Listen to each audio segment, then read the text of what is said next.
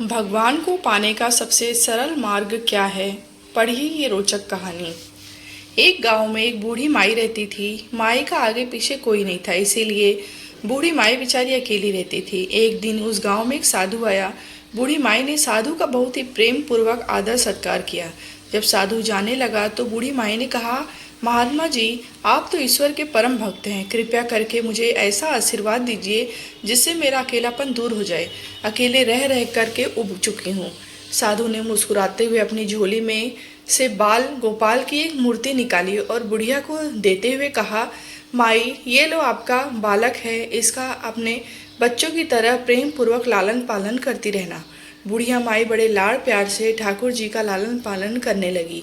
एक दिन गांव के कुछ शरारती बच्चों ने देखा कि माई मूर्ति को अपने बच्चों की तरह लाड़ कर रही है।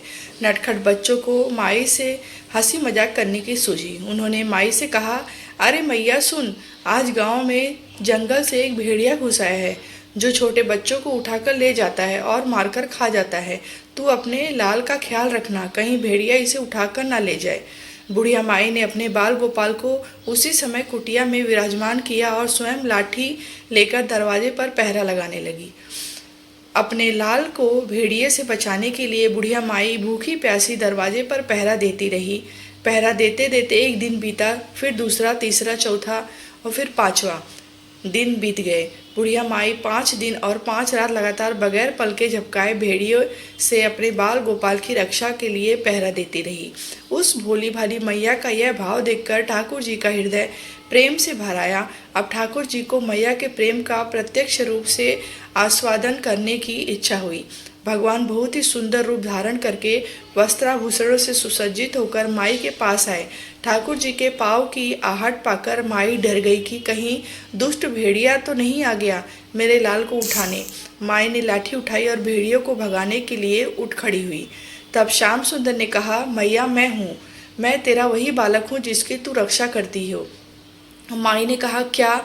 चल हट, तेरे जैसे भूत देखे, तेरे जैसे सैकड़ों अपने लाल पर न्यौछावर कर दूं। अब ऐसे मत कहियो, चल भाग जा यहाँ से। ठाकुर जी मैया के इस भाव और एक निष्ठता को देखकर बहुत ज़्यादा प्रसन्न हो गए।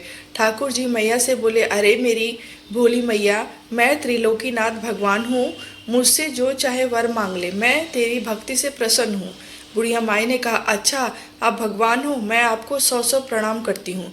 कृपया कर मुझे यह वरदान दीजिए कि मेरे प्राण प्यारे लाल को भेड़िया न ले जाए।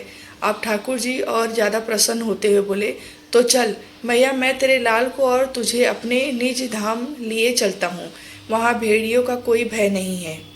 इस तरह प्रभु बुढ़िया माई को अपने निज धाम ले गए। सीख, इस कहानी से शिक्षा मिलती है कि हमें अपने अंदर बैठे ईश्वरीय अंश की काम, क्रोध, लोभ, मोक्ष और अहंकार रूपी भेड़िए से रक्षा करनी चाहिए।